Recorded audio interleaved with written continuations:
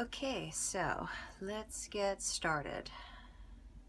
Now, the most important thing to point out here is that all photographs are printed differently. The new process for photographing, for printing photographs rather, is on a different type of machine than the classic developing machine. So it's almost like a laser print that has one layer of color versus the older prints that were developed on a machine that had the standard layering of colors. So there's cyan, there's red, and there's yellow within this photograph here. And the way you could tell the difference between the older prints versus the newer prints, either firsthand by going directly into the store, 9 times out of 10, I would say, any kiosk, any photo printing kiosk is going to be the new laser prints. If the photos are printed behind the counter on a different type of machine, chances are it will be on the more traditional photo printing machine.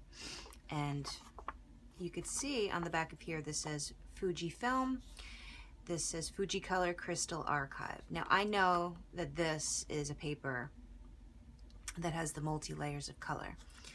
This one here is Kodak Extra Life 2. And then I also know that Fujifilm Quality Dry Photo Paper is also a laser type printout. So these two different photo processes yield different results, which you'll see as I start playing around here. If you have older photographs in your photo albums, chances are, I would bet, that this is the process that it was used, that has the multiple layers of color. And just to show you here, I'm going to take these two examples and show you a quick way of how you can tell. So this is the traditional process, and what I'm going to do here is I'm going to dip it in a little bit of water. This one here is the new. Dip that in a little bit of water. Then I'm going to take an awl or any type of sharp object, and you see how easy that emulsion comes up, and you could almost see hints of yellowish, orangey red in the dark areas. You're not going to necessarily see that in the light areas quite as much.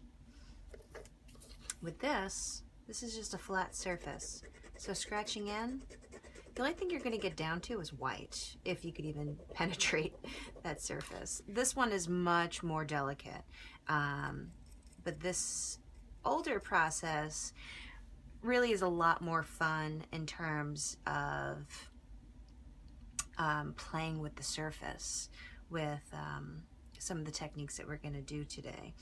This process, the newer process, is perfectly fine for adding color and adding collage elements. So you're going to see a couple of different ways of playing with these two photographs.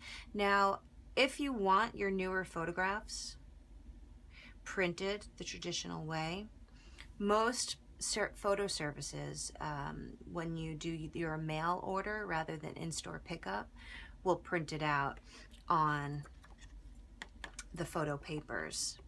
The matte finish is often a traditional photo printing machine, so if you select that option on services like CVS or Walgreens, you could see that those are printed on the traditional machines versus the current laser type of printer. So you can play around, see who offers what, take a look on their websites and what kind of paper they're printing on. But chances are you probably have a ton of older photographs anyway that you don't even need to print out many more. And moving forward, you could always just expand on different techniques with the new printing process. So, since I have this guy wet already, the most basic technique for altering photographs is the bookbinders awl, which you could also use a sewing needle, anything with a sharp point. Another tool that I like to use is this little fella, and this often comes in the children's scratch art packs, where you get that little square that's all black and you scratch it off and there's colors revealed underneath. You could often find them in dollar stores, those little packs, and they're worth buying just to get this little tool here, because this is great for photo altering processes. And then also, just a little piece of sandpaper. I like to use the fine sandpaper. You can play with different grits. So this one here is a 150, and it's nice and fine, almost the feel of a nail file, like an emery board. So what we're going to begin with here are just these simple tools. And so this here is just a photograph of a work in progress. I am a compulsive photographer. I take pictures of everything from the work that I'm doing to people around me, to my kids. So I'll often have a lot of different photographs of things, ranging from my artwork to places, to vacation photos. Get your trains here. So keeping that in mind. And then also, I mean, in this day and age, we're kind of all photographers now. All of our phones have cameras on them, so we're constantly taking photos and we're constantly sharing them, but we're not really printing them out the way that we used to be, I find. So these processes will hopefully inspire you to start printing out some of your photos. Okay, so back to the traditionally printed photograph. What I'm going to do here is I'm going to wet the surface. And if you're printing these photographs through a photo printing surface, don't worry about getting them wet. They're not water soluble. So all you're doing is just getting the surface moist enough to play with. Your color's not going to run. If it was a photo printed from your home printer, then your photo would run, because chances are it would be inkjet. Most home printers are inkjet, and that's a water-based ink. These are not water-based inks. And so what I'm going to start doing here is I'm coming in kind of at an angle and just drawing into that surface. It almost has like an etch-like effect, as you can see, coming in. My first plan of attack, most of the time when I'm altering photos, is I come onto my edges first. And I'm just gently scratching in, roughing them up, giving it a bit of what I like to call surface history. So it's making it feel as if it's been around quite a while. Scratching in.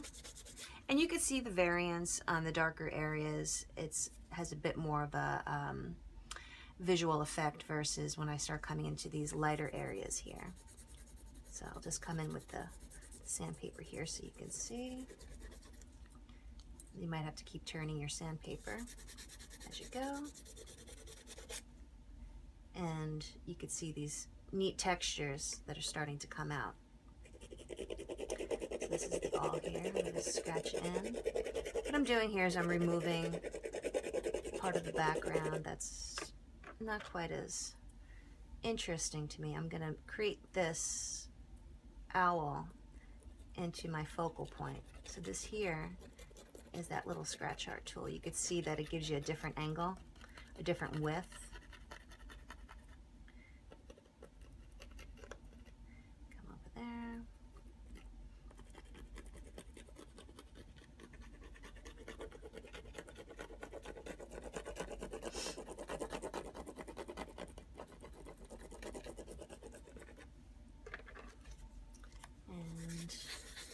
come in with a little more sandpaper.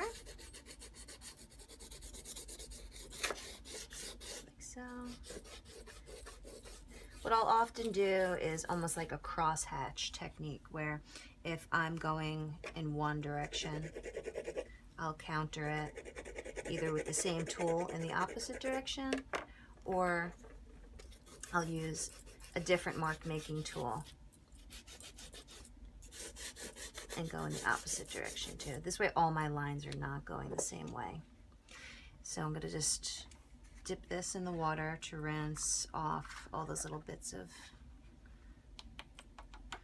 photo emulsion, which is hanging out on top of the surface. And now maybe what I'll do is do a little doodling and enhance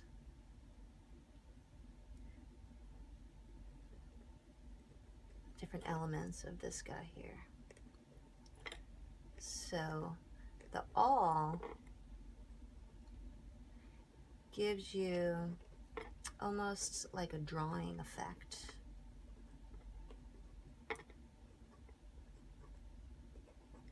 Into the surface there.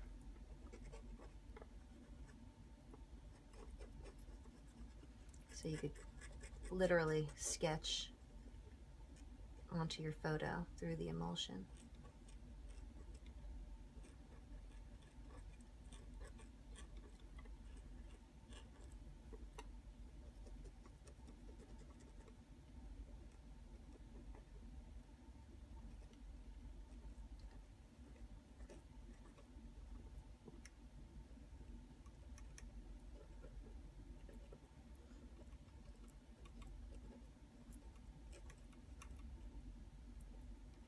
So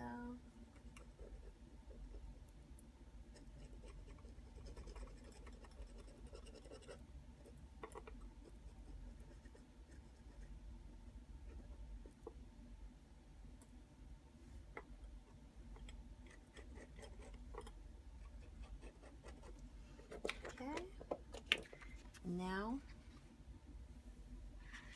I'm going to rinse that off again. So here I have a nicely distressed image. I've kind of gone in here and sketched into the owl area, rinsed it off, and now I'm going to set this to dry and move on to another photo. So what I'll often do is I'll work with my wet process first on a bunch of different photos, and then come back to the photograph with a different technique. So here's that photo that I mentioned before that was printed on the photo kiosk style printer. Getting this one wet doesn't really have quite the same effect. It's not softening the surface because the surface is different. What it's really doing for me is it's going to help me move my sandpaper around the paper a little bit easier. But ultimately, it's not going to create much color variation. All it's going to do is distress the paper. So all I'm doing here is working through the paper to create a distressed look. And I'm going to do the same thing by coming around my edges.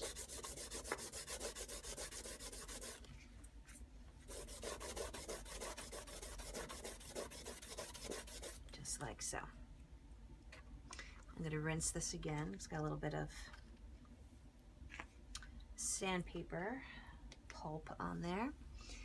And just to show you as an example, when I sketch into here, it's not quite as easy. You could see the marks are not made as smooth. It's almost like a plastic film that when you pull it back, it's just the paper that this top layer of ink is resting on. So you can play around, but it's not going to be quite as easy. But all the marks don't have to be made at this point for these type of photos anyway, because we're going to be experimenting with paints and stamps. So I'm just concerned about getting my edges sanded there. Okay. So now a photograph like this that's very dark in certain areas is the perfect candidate for creating those etches with your tools. Now this is also a the Crystal Archive Fujifilm paper, so this is the traditional style of printing. So this is going to be the one that I want to use. I'm going to dip it in the water over here. I'm going to bring it back and then sand my edge.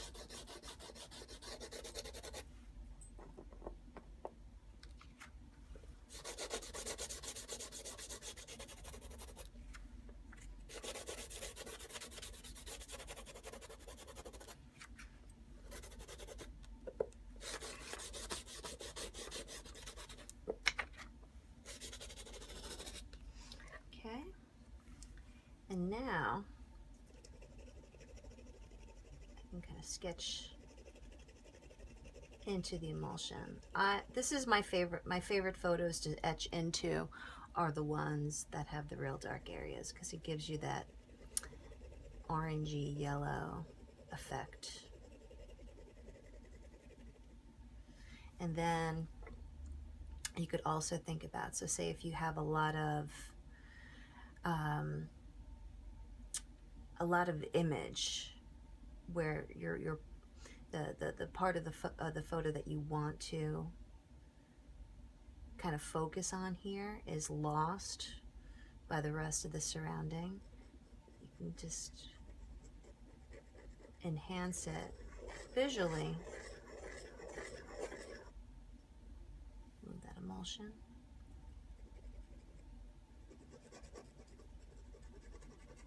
To make your eye go straight to that area.